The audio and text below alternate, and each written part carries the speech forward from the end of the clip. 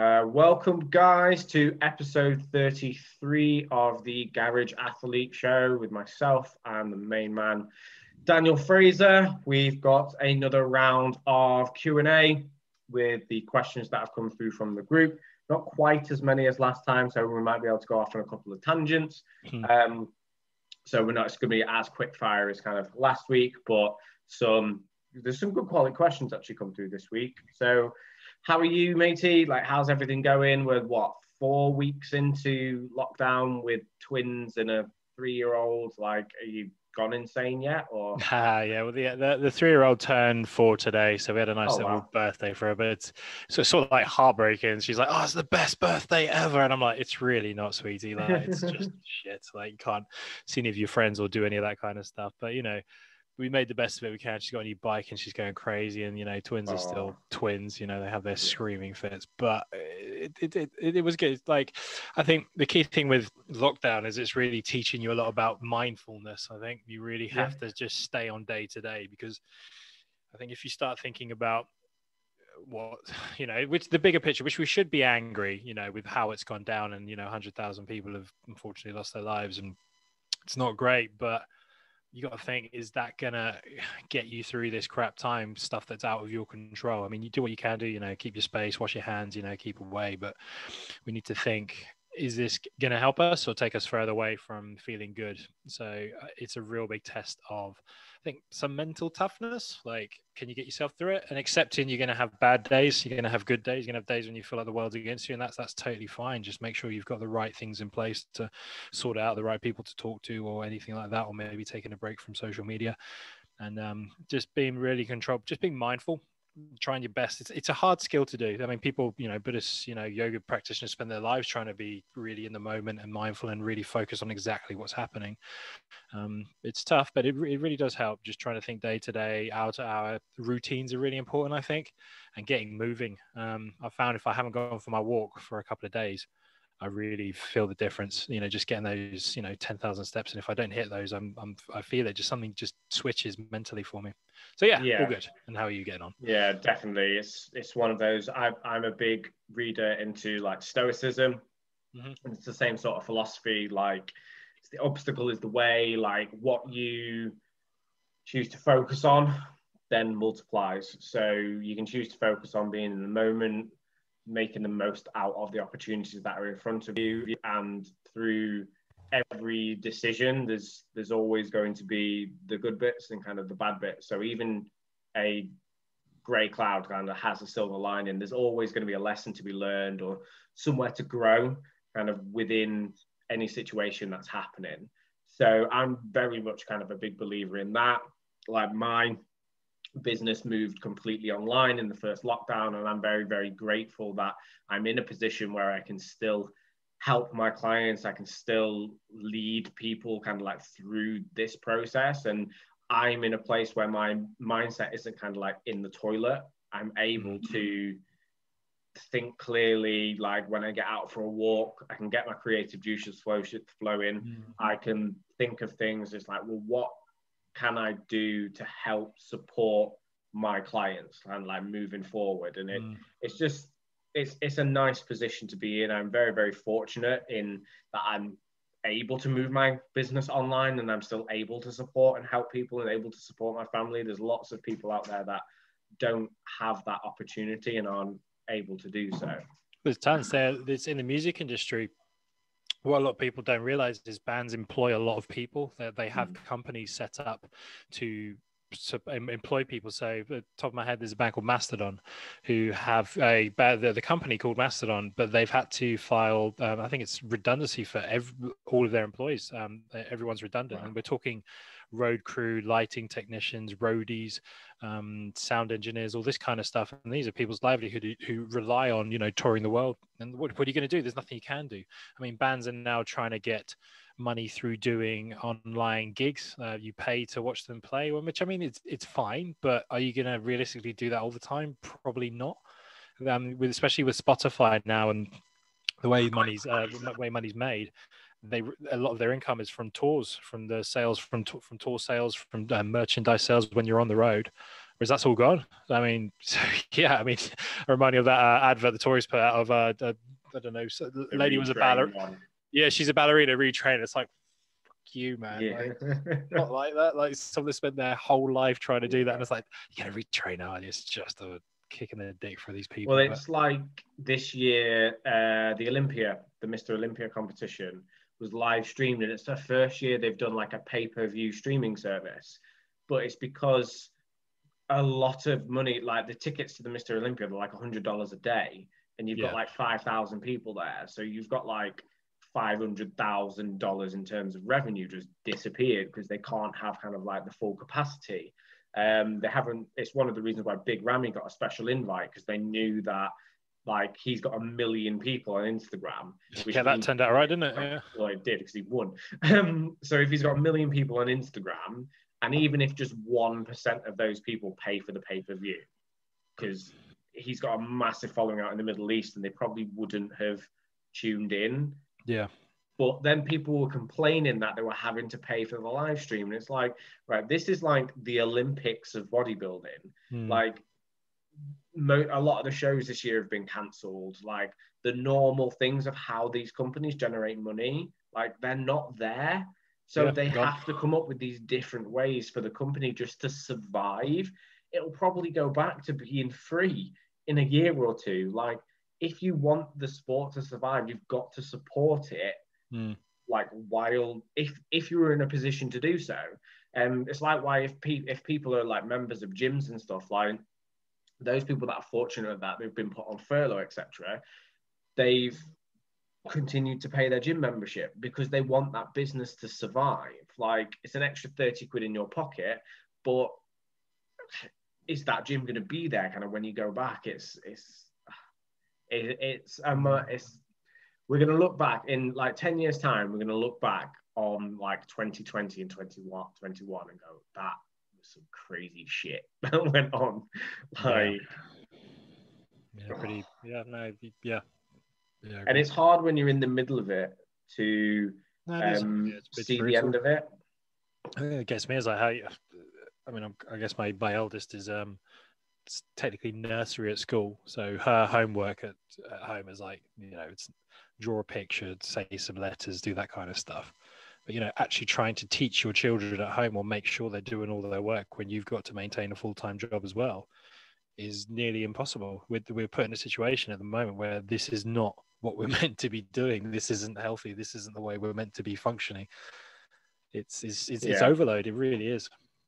Yeah, and it's going to be one of those things though, where when we've come out the other side, whether that's in 6 months, a year, 2 years, whatever it is, like, I think that people will be stronger for it. They'll be better for it. They will appreciate what they have a lot more, appreciate the freedoms that we have, the fact we live in a first world country, that like you're not being confined to your house for the first time in like 2 or 3 years or whatever it is. Well, I hope people will be more appreciative and less quick to jump on the internet and judge people, which I'm seeing a lot of at the moment. I've had to, basically for my social media stuff now, I have a separate app. So I post my things. I go on the Facebook group every now and again just to check it's not all going to hell. Like, if obviously somebody thingies it up in our private chat, I'll go and have a look. But I'm trying to stay off like the random scrolling, just because there's so much negativity in the world right now. Like, it's very, very easy to get drawn into it, and I don't want to be because that's a very, very quick downward spiral. So a little bit of advice to anybody who is feeling like a little bit down in the dumps, a little bit negative, like, try and block out like the news. Maybe take a bit, there's certain apps you can download so you can limit the amount of time you spend on social media, etc. Obviously still listen to the podcast because we're awesome, but try to avoid those negative influences. If you have somebody that comes up on your feed and that's constantly negative and constantly just filling your head with all this shit, like if you click the little 3 dots, you can click unfollow. So that doesn't defriend them on Facebook if you don't want to deal with that drama, but it just means their posts won't appear on your feed and they won't know any different. Yeah. Right, should we get some questions? Let's go a little bit more upbeat. Okay, so Tristan Tennant. Hi, I finally put on a bit of weight in lockdown after a lifetime of struggling with decent weight gain. I seriously want to reshape this weight, but I'm now, for the first time in my life, struggling with my food belly. I started running tomorrow to see if that helps, but do you have any advice, as sit-ups and planking ain't going to cut it? Thank you. Appreciate you guys offering your advice and wisdom. So I messaged him back, so that's not really a question. So I asked him, could you be a little bit more specific? So his thing is sorting out my stomach. I'm fine everywhere else, but struggling to shift the belly.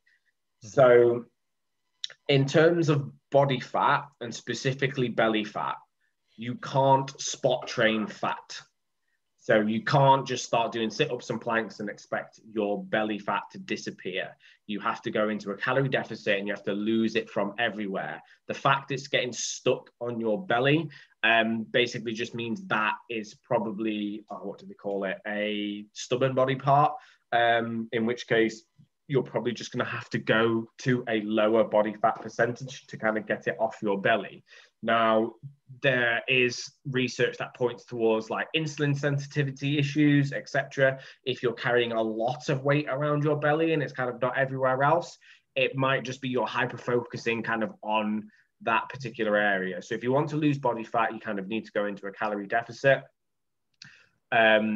which we can spend, we're probably going to have to spend an entire episode on dieting, how to figure all that stuff out. So we're going to do one of those actually in a week or two.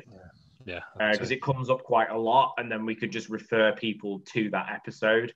So we'll do a full episode in a couple of weeks about how to figure out your BMR, how to create a calorie deficit, all that kind of stuff. But yeah, in the short term, what you need to do is create a calorie deficit, progressive overload in terms of your weight training. You need to give your body a reason to hold on to the muscle that it's got while you're in a calorie deficit, or else you end up using muscle as an energy source to be able to kind of like fuel your workout. So still lift heavy. If you want to go out running as a form of cardio, by all means do. All that's doing is it's driving extra energy. You could do the same thing from upping your steps, or doing anything that's just going to get you to move around a little bit more, or just pulling a little bit of food. It's whatever is going to be the most convenient for you, and then just keep track. So weigh yourself a couple of times a week, take an average, and what you're looking for is the average weight over time. Is that going in the right direction? If it's not, then you need to add in either more activity, less calories going in. If you're staying about the same, you're in maintenance. If it's going up, you're actually in a surplus. You need to be a little bit more aggressive in kind of what you're doing. That is energy balance kind of in a nutshell. I'm not sure if there's anything you want to add to that. No, I think you pretty much covered it. I think from just reading the comment is a question. I'm trying running to see if that will help. For me, just can the running, focus more on your diet and focus more on your resistance training. Yeah, you get more bang for your buck from weight training and controlling the diet. The simplest thing to do is try to not eliminate, but cut back on the energy dense foods. Go for like an 80-20 split. So still have some of those in there. But if you just cut back on the energy dense foods and concentrate on getting better quality food in, then you will stick yourself in a calorie deficit like quite quickly. I'm really, really struggling to eat 4,000 calories of like clean food. Like I'm having to throw like cream of rice and whey protein. I'm having to throw in like 2 things of just really simple foods just because my appetite is through the floor at the moment. Yeah. Next one from Chris. Another thing to mention is that's right, just carry on. Next one from Chris. Come on, boys. Lazily. Daniel Craig was last week. So Chris throwing out the bants there. So if Matt this Forster, is I We'll was going just to say, move if on this from that drops one. over the next couple of days, I think Muscle Squad has had a restock. So whenever you listen to this, get over it. Is it musclesquad.com? I think they're all gone, mate. I just checked. Have they all gone? They're all gone. Oh, Yeah, wow. there's some Okay. 5 and 7s left, but they're all So gone. if you've missed out on the old Muscle news. stock, then make sure you are following Home Gym UK Facebook group, because we get exclusive kind of notice of when some of these companies are going to be dropping stock. So if you want to hear it before everyone else, make sure to join the Facebook group. So yeah, if you want to read this one, matey. Nice. So hang on, I'll just get it back up. I'd be interested in hearing about the different types of barbell and preferences. I bought a generic bastard bar as an all-rounder in lockdown one, but being on the group, I've learned that there are deadlift bars, powerlifting bars, Olympic bars, etc. What are the characteristics of each? For a non-competitive lifter, are there any must-haves? Okay, so this is where you can get quite deep into home gyms. It starts out with, you kind of go to a gym, there's a barbell. Okay, that's a barbell. You put weights on it. There's some of my clients call them a poles or the stick. Like they're just, you put the weights on it. The more you train, the longer you train, and the more you get into it, you realize, there's just tons of different bars and tensile strengths and quality and bush bearings and bronze bushings and lengths and diameters, and they all play a part in what makes up in the bar. So typically when you go to a gym, let's say we're talking about like a pure gym sort of setting, and you pick up a bar, it's probably going to be something made, I think they're normally 32 mil bars in those kind of gyms. They're quite thick. But just a generic barbell. The bar you've got, a bastard bar, is what we call like an all-rounder bar. It will have dual markings. So the markings on the inside will be powerlifting mark rings. What that means is if you go to competition, typically the IPF, you'll have markers where you have to stay in those. You have to stay within those markers on a bench press. So when you're benching, you cannot have any of your fingers outside of that ring. You have to have a finger, or I think a thumb, on the ring when you're benching. So if you're a smaller lifter, some of these you see with the giant, really wide grips, they're still within the legal limits. Whereas for the bigger guys, they can't have that massive wide, position because they're outside of the rings. I didn't know that's what those rings were for. You always have to. Yeah, and then it's the same for Olympic lifting. So if you're going to do a clean, your hands have to be inside the rings. If you're going to do a snatch, your hands have to be outside the rings. I think you can have a finger on the ring, but it has to be outside. Otherwise, it could potentially give you an advantage. So that's what those rings are for. If we're talking powerlifting bars, they're typically 29 millimeters circumference. They have a high tensile strength and they have aggressive knurling. So you might have it from someone that's typically gone from a bar without good knurling, like a cheap beta bar, from going into say like something like a Texas bar and a higher power bar. They're quite surprised by how aggressive the knurling is. It sticks to your hands, and really it's designed to give maximum grip. I wouldn't say it's the most comfortable thing in the world, but your hands certainly aren't going to move off that, because they're typically designed just to have the weights moving in one direction, straight up and down, not the bar oscillating, say like a clean. And the bars are designed not to bend. They're designed to stay very rigid throughout the movement. If we're talking about Olympic lifting bars, typically they're 28 millimeter and they're going to have more of a passive knurling. So the grip isn't going to be as intense because it's not needed.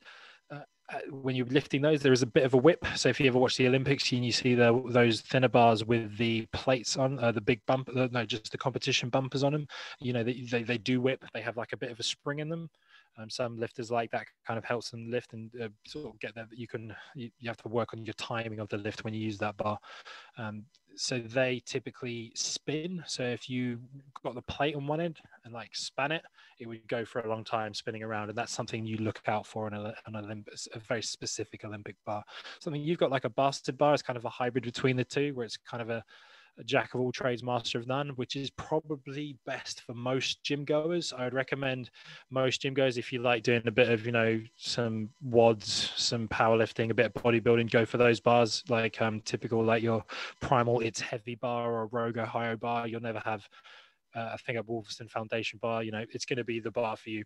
You typically find the guys and girls that are more into their bars normally tend to be sort of powerlifters, strongmen, and I say more powerlifters because you just get so anal about all your equipment. Is it IPF approved? What tensile strength does it have? All that kind of stuff. So moving on from that, then we can get into more in powerlifting. You can have 3 different kinds of bars. You can have a power bar, which is a 29 mil diameter shaft. So they're all 7-foot bar, 29 mil, 20 kilos, very aggressive knurling, stiff. You can then get a squat bar, which will typically be, I think, a minimum nose is 35 mil, maybe 32. So it's the big, thick bar. I think they're about 8 foot in length. Very aggressive knurling all through the center of the bar as well. Those bars you are just designed to squat with. So you can imagine guys that are really into their powerlifting will spend about 500 pounds on a bar just to do one lift with, which for most people seems insane, whereas for powerlifting, it's just what you do. It also in powerlifting, and when you see strongmen, so if you see Eddie Hall's 500 kilo deadlift, that's done on a deadlift bar. So deadlift bars are actually longer. They're about 8 foot. They are thinner, so they've got 27 mil diameter shaft, whatever. And they typically have very low tensile strength, so they whip. So you'll see these guys lifting big weights, the 300 plus as the bar looks like it's really bending as they lift, and that's to aid the movement as they're going. Other than that, outside of that, you've got speciality bars. So typically that would be used by strongmen and powerlifters that follow sort of a West Side kind of template. Louis Simmons sort of popularized them. You've got your safety squat bar, camber bars, specific multi-grip bench bars, like the one you just did a review on, the multi-grip primal bars.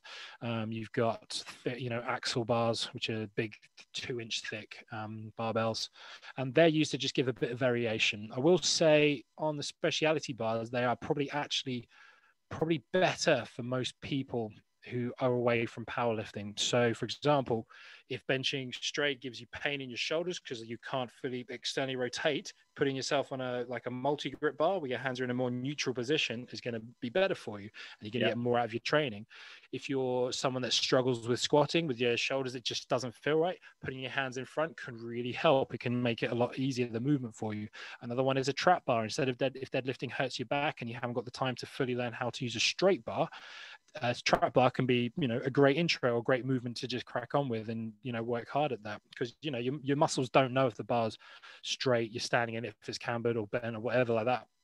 They just want to be worked. So I would say there are some people that train exclusively with speciality bars, but I've kind of gone off a rant on all those, but there's quite a few.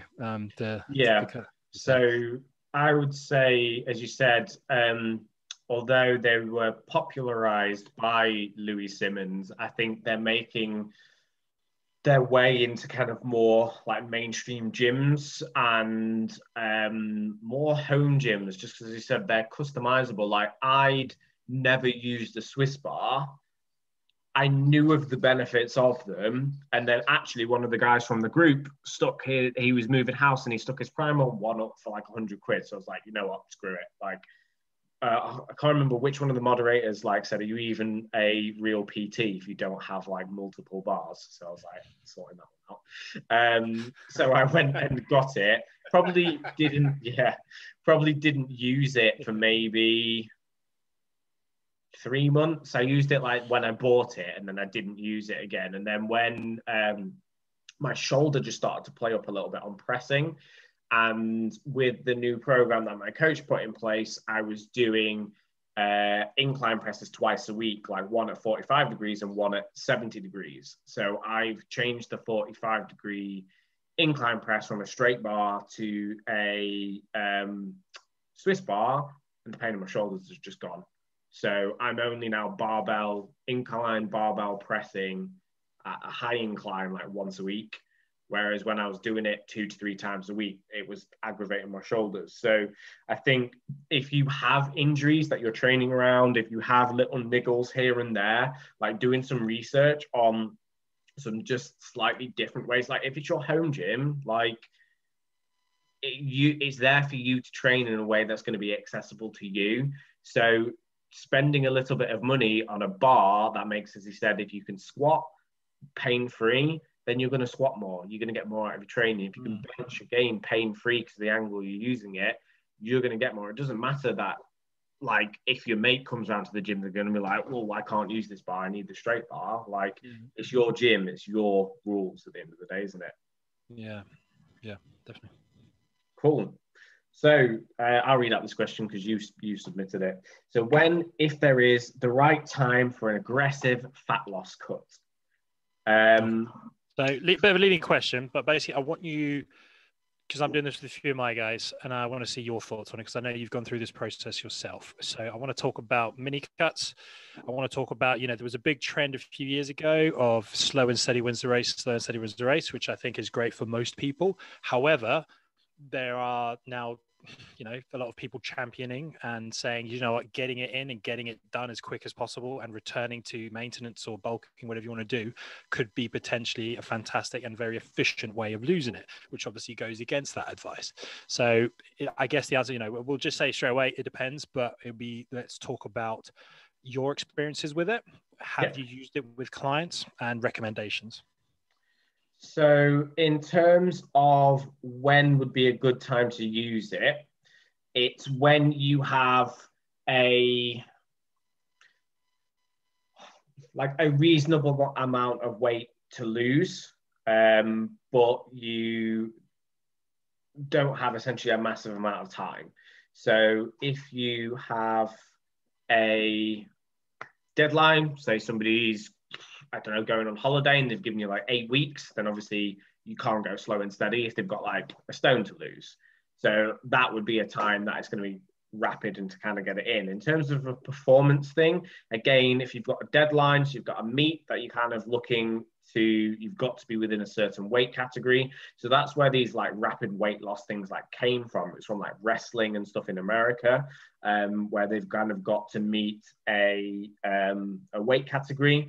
And then the other time that people use it is obviously bodybuilders in the off season. So a bit of background is, if you can build muscle while you're in a deficit, it's just not very efficient. The most efficient way to build muscle is to be in a calorie surplus, because science, basically. There's a reason bodybuilders bulk and cut. Yeah. And they've done it since the dawn of training. It works. It's the best. It's just the way to go. So especially with the assisted guys, what will happen is that in an off season, if it's like 6, 9, 12, like I did a 2-year off season, like in that time, I've like done a bulking cycle. You'll get up to a certain body weight, you'll stay there for a little while, and then you basically want to try and pull the body fat off so you can see what new muscle tissue, resensitize, and then kind of be able to go again. That's something I want to talk about a bit, the resensitizing. And what I'm interested is, you did your cut right before you bolt. And I know this comes up a lot. It's almost, I think there's some good research on it. Personally, I've noticed when I've got my leanest, I put on some muscle after I returned to eating, and I got very, very strong. So I want to know, when you did your mini cut, you've talked about eating 4,000 calories now. So it sounds like your mini cut was basically designed not because you wanted to get ripped abs, but to get you to gain more muscle. Is that, am I right in saying that? Yeah. So what it is, it's all to do with insulin sensitivity. So when you carry more body fat, you are insulin desensitized, or you have what's called insulin resistance. It's why when people are like obese, they really, really struggle to utilize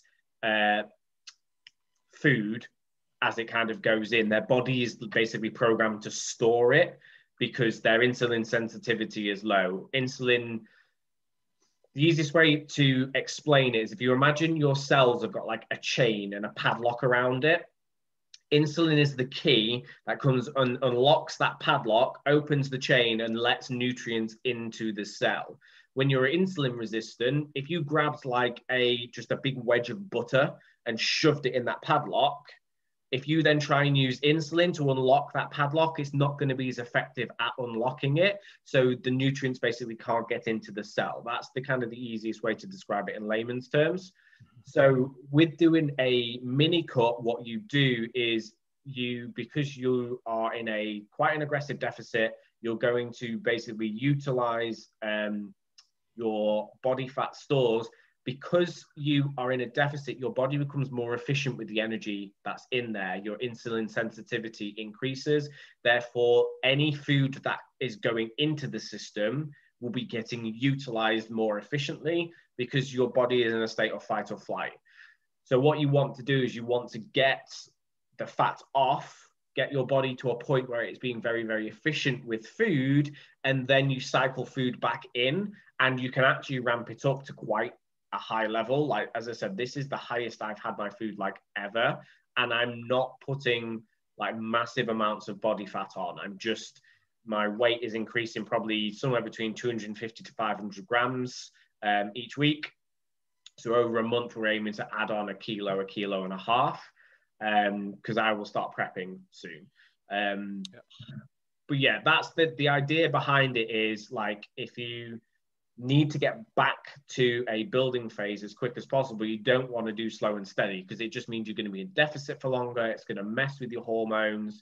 Whereas if you can get, I think I pulled off like 6 kilos in 6 weeks, which is aggressive in terms of kind of weight loss. You're already quite a lean individual. What you like? I'm guessing under 12% when you started, 15%. So I was probably 15-16%. So still lean, like a good, good bit of leanness. So we're talking, that's quite a decent amount of weight for someone around with your body weight and percentage of body fat. So you could say, if you're closer towards that 20, when I started, I was 80 kilos. We stripped me back down to 74-ish. Mm-hmm. And then over the past, I think, 9, 10, 11 weeks now, we're back up, and I'm back up at now 81-ish. But I'm leaner at this weight than kind of when I started. So it's done its job. Yeah, well, this the big thing is, I like to go back and think about my training. What have I done in the run up to things? And it's not what you've done in the few weeks before. It's, the months before. And I think, you're a bodybuilder. You want to gain as much size as possible. But the first thing you did was lose as much fat as possible. And I think sometimes, unless you're working with someone, that can be a bit of a head fuck. You're like, what do you mean I need to lose fat? I want to gain weight. Yeah. But then by leaning you up, you say, by shredding some fat off, resensitizing you to carbs, and proteins, you're in a much better position than when you started. And I think this is a kind of a battle you have with strength athletes. They need to be as big as possible. Well, yeah, I understand that, but at the same time, you want to be as big as possible with as much muscle mass, as possible. And there does get a point in your training, and sometimes you can just look at your training like, am I getting that big and I'm not getting that much better for it? I think there's kind of, if you gain 10 kilos and add, a significant amount to your powerlifting total, okay, well, that worked. If you get another 10 kilos and you've added half the amount you did, it didn't work, did it? You need to strip back again. But then it's that kind of acknowledging that you're going to have to sometimes take a step backwards to go forwards. Yeah. And it's that weight to power ratio as well, isn't it? So like, for my weight, I'm relatively strong. But for every, so say for example, if I weigh 70 kilos and I can bench 100, or I weigh 80 kilos and I can bench 100, obviously at 80 kilos, it's less relative to kind of like your body weight. Same thing with squats, same thing with kind of deadlifts. So if you're wanting a double body weight squat, by adding that 10 kilos on, you've got to add 20 then kilos kind of like onto your total to still be in the same kind of like relative strength. Yeah, I mean, I've probably had more success as a 105. I came third in Britain at the Natties, and I went to Worlds and I think I came fifth or sixth, something like that. Since I've been an Open, I've done all right. I came second at Northerns, missed out on winning by a point, which was fucking annoying. And I've been to Worlds as well. But I was more interested in being as strong as humanly possible. At 6'3", being 105 kilos as a strength athlete was way too small. I looked thin, if I'm honest, even though I did quite well. So I needed to really fill out and add about, we're talking probably 20 kilos nearly of muscle. Well, definitely not of muscle, but 20 kilos of mass to be more competitive in the Open class. But there is a point where, I think for me, I think my fighting weight is probably where I'm at the point where I feel lean enough, but strong, is probably around 115k. I think any more than that, I don't think I gain too much. I mean, I'm about 122 at the moment, and I just don't. Well, I can't. I can't train at the moment because of kids and all that kind of stuff. So it just doesn't feel good to be bigger.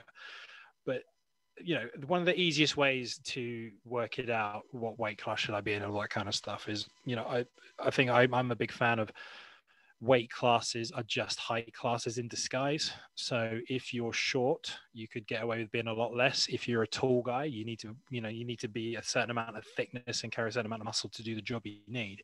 But another, a very, very simple way is look in the mirror. How do you, if you feel shit, lose some fat and build back up. If you don't, all right, we'll keep pushing. I mean, that's the kind of way I look at it. But yeah, that's basically it. Perfect. Yeah, I agree with that. So is there anything else you wanted me to cover in terms of that subject when it kind of comes to fat loss? Well, I think what we will do is, because we've already gone quite far on that topic, is we'll go over this again. I think what we should do is start speaking about how much protein, how much carbs, fats, meal timing, meal frequency, what to do when you come off your diet. I think we'll do, instead of doing a Q&A, maybe the next couple of weeks, we'll do just a diet episode. Yeah. And go off and just go fully on that, because we get diet questions all the time. Like, I think the next question is a diet. So we'll go more on that, just because we spend quite a bit of time on that. And I've got to watch Married at First Sight Australia. So we'll do some of the other questions. Okay. And we'll go deeper onto that, because it's a great topic. You can spend a lot of time on it. So we'll do that next session. What I'll probably do then is, for the next week's Q&A, I'll just make it nutrition questions, and then we can go into it in those subjects of like macros, ratios, meal timings, all stuff to do with nutrition. Do you know, I love all that stuff. So we'll get deep on that. My next question is just a quick fire one. So what do you do with training diet that isn't the best way? It's probably not how you should do it, but you do it with your own training, your own nutrition. Personally, I like to eat the same shit every day. I know research says you need to go, vary your diet, flexible dieting. I like to have, the same boring stuff all the time. And at the moment, make meals as simple as possible. So things like rice covered in ketchup with chicken, it doesn't sound very appetizing, but it's boom, put it in, done. Other one would be, say, someone that goes for fasted cardio, feels it sets them up for the day, Yeah. So for me, it's, I quite like to have, what would you call it? Not even like a cheat meal, but so post-workout, I quite like to have like Rice Krispie squares, even though they're full of sugar. And could I get it from a cleaner source? Yes, I could. But actually, with the amount of calories that's going in at the moment, probably be harder. Squares are going in straight away after training. It's like my little reward. And in terms of training, I have to train 3 days in a row. It's not optimal. So my training split at the moment is Tuesday is push, Friday is pull, Saturday is legs, and Sunday is arms and shoulders. So that's just to work around when Willow's at nursery. And when I'm able to fit it in, yes, it's not optimal. Ideally, I would want to do Tuesday, Wednesday, day off, Thursday, like Friday, Saturday, and then day off Sunday. But sometimes you've just got to, it's better to get the sessions in than me put that in and then I end up missing ones. Whereas actually that routine works for me. I can get it done. So yeah, that was quite a good one. That's quite a good one. Next one. Can I look like Daniel Craig but have the strength of Tom Stoleman? No, you can't. Next question. Right. You just can't. So be interested to hear how you boys approach mobility for specific exercises like squatting, what warm-ups you might be doing, going into heavy compounds and movement. So I'll kick off that one because I've got a bit of a weird view on this. I don't really do anything. And it's not, I do a bit, but my warm-ups are very specific. For me, if you're going to squat, you need to squat. The other thing is that builds mobility. I'm a big fan of strengthening weak areas. So typically, if you've got something that's really tight, something else isn't working properly. So, if you're working quite a lot of times, if you've got really tight hip flexors, chances are your glutes are lazy and they're not doing the job they should do. If you've got really tight pecs, chances are, your rear delts and your back muscles aren't doing the job they're meant to. They're not supporting that area. So when you're training and you've got a really tight area, stretching it's not really going to do anything. It might feel good for a few, a few minutes, not even a few minutes, like a minute, but it will go straight back to zero once you've got rid of that feeling, because all it does is it feels good. It's not really changing anything. So you need to work on areas that get neglected in your lifting to build that up. Another one I would say is keep practicing the movement and getting better at it, and maybe look to do something slightly different. I'll use an example of my squat. I really struggled with depth. I thought I was bottomed out, and I thought I was hitting range, and I was going as low as I could with the technique I was using to get down. And it was, we get just past parallel, but it was, I got called red lighted on it once, and it really pissed me off, if I'm honest. What I did was I ended up changing the movement pattern slightly to make better use of my biomechanics and to use slightly different muscle groups to do more work.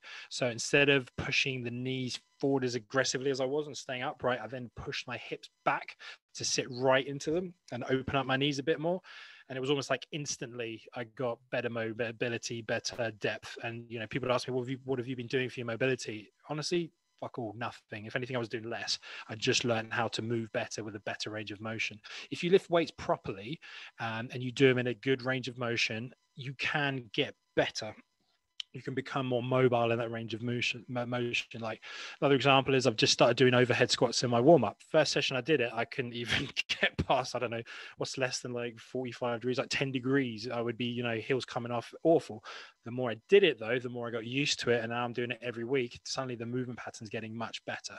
So, I'm a big fan of trying to do the movement as good as you can do, working on your weaknesses. So a good program will really hammer some of your weaknesses. This is where I think, there can be a sort of blend between performance training and bodybuilding training. Chances are, if you're a bodybuilder and you've got a mobility problem and you've got a smaller muscle, it's going to be underdeveloped. So you need to spend more time building it up, and it's going to increase the range of motion in something else. We'll go back to, if you've got tight hip flexors, tight quads, you've probably got weak glutes, weak hamstrings. When you stand on stage, it's going to show up. Same with powerlifting. If you've got really tight, pecs, probably maybe your triceps aren't doing the work they need to, maybe not your upper back's not doing the work they need to. You need to build those muscle groups up. In terms of warm-ups going into movements, I like to be as in the zone fast as I can. I don't want to be spending 10 minutes rolling around on the floor, saying my Hail Marys, doing my sun salutations, all that kind of stuff. I want to get in and I want to work. So, very quick things like get your body temperature up, get on a skier, get on a bike for 2 minutes, 3 minutes, do very specific things, find what you need to activate to get working, to get yourself better. So, say for me, it's a weak left glute. I need to really open that up before I get going. So hip airplanes, banded walks before squatting, warming up the upper back, spending a bit of time on weak areas and then going for it. So yeah, I don't stretch, don't spend hours doing mobility, just do very specific things and bring up weak areas. Yeah, 100%. So don't think there's anything to add in terms of like specifics for me. So when I'm warming up, like I've got some little resistance bands. I do a bit of mobility work on the upper back and warm up the muscles kind of like I'm about to train, get a core body temperature up by jumping on a little bit of cardio. Now, when I'm working with clients, like I'm by no means a mobility expert and I don't claim to be. If they're struggling with mobility like around their hips with their squatting or deadlifting, etc., what I will normally do is refer them to a couple of different mobility programs that I use on YouTube. One of them is called the Agile 8. If you type in Joe DeFranco's Agile 8, and you can incorporate those into a warm-up. About 10 minutes maybe. It's got a foam roller, some bands and some stuff like that. There's also the Limber 11, which is a little bit more in depth. That one would be like a mobility session on its own. So you'd add that in. Maybe you do that on your cardio day, or if you're just doing like a small muscle group, like say that's more like half an hour, 45 minutes, and going deep into some of those areas. But it's the really, really common areas that we as a society are really, really tight. So chest, strengthening the upper back, lengthening through the hip flexors, trying to basically sort out that kyphosis we have from being at a desk all day, or the anterior pelvic tilt that just comes from we sit down a lot as a society. So those are probably the two best resources kind of I use. We've skipped a question, by the way. Did we? Do you want to add anything before we go back? No. Oh, go check out Squat University on Instagram. He'll be way more in depth than we'll ever get to. He's incredible. Yes, there is a lot of people that completely specialize in that area. So just go to look at him. He's incredible. On a push pull legs training plan, what day would you add deadlifts to? Thanks. Pull. Good. Next one. So in terms of bodybuilding, like I don't deadlift off the floor anymore, like full stop. Just because I think it fries my lower back too much on a leg day, and it works my hamstrings too much on a back day. So if you're looking for maximum like muscle development from those exercises, you'd put in some sort of partial range deadlift on your back day. So like rack pulls or something like that for it to work your back. And if you wanted to work your legs, you do RDLs. And then they split into their different days. Yeah. I mean, I know John Meadows talks about liking to space out his squats and deadlifts because they're so intense. So he, block pulls, deadlift, a good one for bodybuilders, a deadlift to shrug, just because it brings the total weight down, but you're still working that whole sort of like back area. So, I mean, I don't really use a push pull legs template with my athletes. I just don't. But if I was going to say deadlifts a pull, but like you say, you could do maybe if you could do stiff leg deadlifts on a leg day and block pulls on another day. Yeah. So Rio, we seem to confuse Rio because we changed ethnicity from the photos. For a second, I thought the left is the before, right? Yeah, the before. so ripped black guy becomes slightly overweight, balding, strong man in his compression shorts, making a weird face. But, mate, strong good AF. Transformation. Was strong. Yeah, wasn't even that bad. I look alright in that picture. Much better than the first one. Fuck me, that first one was awful. I was like, change that immediately. Get it off. Food selection for picky eaters who don't enjoy food/eating, both cut and bulk. Oh mate, where do you go with that one? I would look at liquid calories as well. I think if you're really struggling with food, I think it's probably something out of our realms. It's maybe something you need to speak to a nutritionist or even a psychologist with certain things. There's a reason people spend their life learning purely about diet, and not necessarily fat loss and muscle gain, that kind of stuff, but purely, nutrition. Sounds like there could be something going on there. I've had a client there who wouldn't eat anything. It's very, very difficult. I mean, I would probably look at liquid nutrition. So adding in protein shakes, if you can stomach that, things like instant oats, if you can't stand eating, that's a great way of getting carbs in as well. Some good energy there, but it's probably out of my realms, mate. It's a tough one. It's a really tough one. And stuff that tastes good tends to be like high in fat. So get some, if you can stomach it. Again, you haven't given us any examples of foods like you enjoy. So one thing that gets calories up is if you can add like olive oil to your rice. So if you can eat like your chicken and rice, like you're keeping things that basic, adding like 2 tablespoons of olive oil, you're gonna add like 300-400 calories in there. So there are kind of ways like around it, but it's one of those things like you need to ask yourself, like, why are you such a picky eater? Like, what is it about the food you don't like? Could you season it more? So you just do not like it because it tastes like XYZ. So are there any like herbs and spices that you can use to make it more exciting? Maybe taking some cooking lessons and seeing what goes into it and understanding it might help. Yeah. So trying to kind of like expand your palate slightly. So like I was a semi-fussy eater as a teenager, as now I'll pretty much eat anything. Yeah. No, tough on that. Jordan, do you know Jordan? Yeah, he's. I've already sent him a program. It's that Retcon one where it's you basically train calves every day and you try to grow an inch. Was that the one? Oh, what's his name? Brian Shaw did and added like an inch onto his calves that were already monstrous because did he finish it in the end? I can't remember, but I remember he posted a YouTube video and it was like, I've added like an inch to my calves in like like however Just long, what and they his do, calves yeah. were already like 19 inches big or something stupid. Yeah, but I mean, it's kind of like, depending on where your gastroc inserts, you're gonna have what is it? What do they call it? Like a strawberry on a toothpick, or you're gonna have it right down at the bottom. It all depends where your muscle inserts. And unfortunately for Jordan, a lot of people, it's very high up, so it's never gonna look big and full. I will say some people spend their lives training calves and never get anywhere, but then some people spend, the best thing you can do if you've got a lagging muscle group, instead of giving up and saying I can't train it, is, well, are you training with the right intensity, the right frequency, and then the right appropriate volume to get that muscle to grow? Calves typically Also, put it at the front of your workout. Yeah. So most people leave calves till right at dog the crap end style, isn't it? Yeah, they do. where they've mentally checked out of it. Whereas I saw the most growth in my calves when I was working with my previous coach. He put it the first exercise. So I couldn't skip it because it was the first Absolutely, exercise. yeah. So when you do that, you're fresh, you're ready to go, and it doesn't take away. Like, people are like, "Oh, you shouldn't train it because it's a small muscle group," but it's barely involved in anything. Even if you're sweating, it has no recoverable, what do we call it, MRV cost. Like, you can train like 20, 30 sets on calves. You can go crazy on calves and they'll be fine.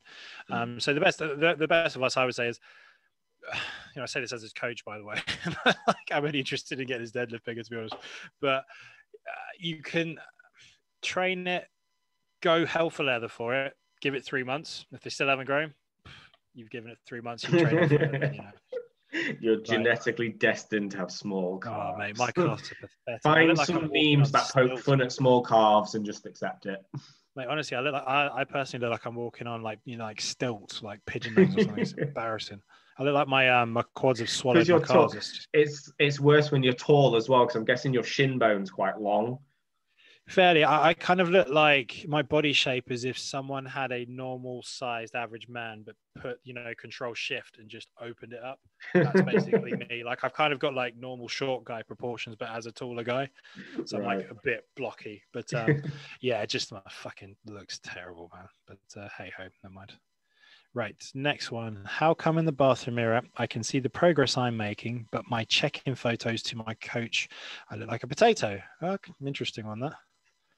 So is this one of your guys? Yeah. All right, let's hear. It's one of those. The bathroom mirror is probably the angle it's at.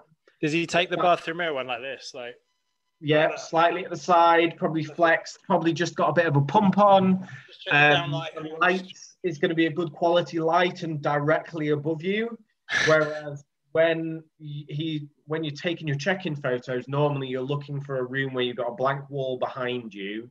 The lighting's kind of not going to be ideal, and the image isn't coming in at an angle. So if you notice in the gym, you always look jacked, and it's because they slightly tilt the mirrors. So the mirrors at the top are slightly out, which gives it like a downward tilt. So it's when, like in the, what are they called, those, the houses with all the mirrors, and they bend the mirrors and it makes you go like really tall or really fat. It's an optical illusion. It's yeah, when the mirror's slightly tilted down, it makes the lighting kind of come down, it casts shadows better, and it basically makes you look better.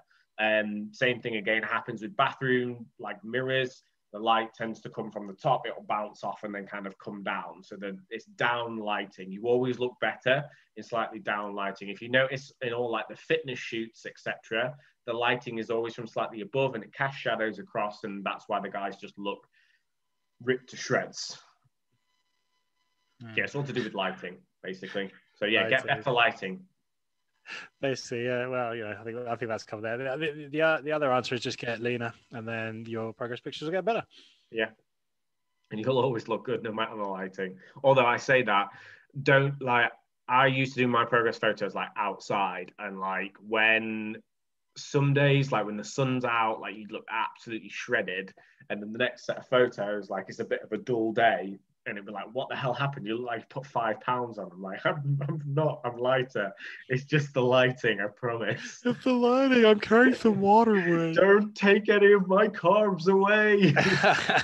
Fantastic. Yeah, it's smoke and mirrors, baby.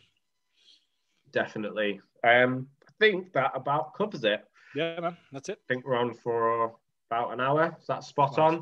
Yep. So any final thoughts kind of before we go, or? No, that's it, buddy. I think we smashed it. I can hear a baby screaming in the background, so I'm going to shoot. But no, good as always, mate. Thanks so much for the questions, everyone. Awesome. And I'll catch you in the group. As always, if you guys could like and subscribe wherever you are kind of listening to this.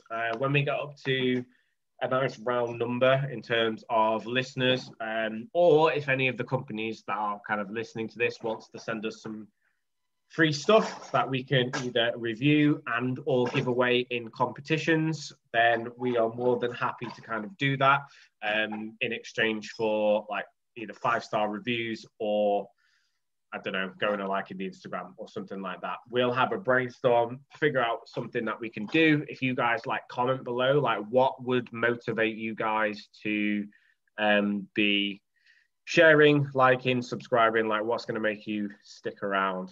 So yeah, I think that about covers it. So enjoy the rest of your evening, buddy, and I'll speak to you again next week.